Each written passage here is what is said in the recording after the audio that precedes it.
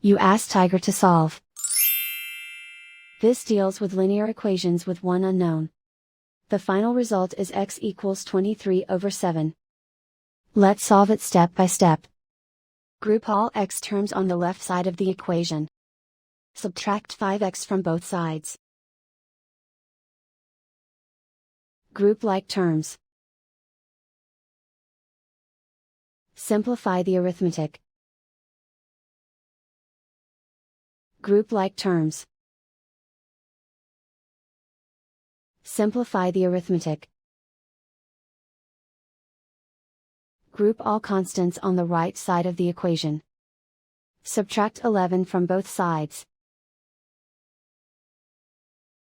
Simplify the arithmetic.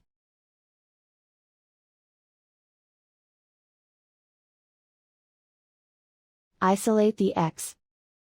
Divide both sides by -7. Cancel out the negatives. Simplify the fraction. Cancel out the negatives. And so the final result is x equals 23/7.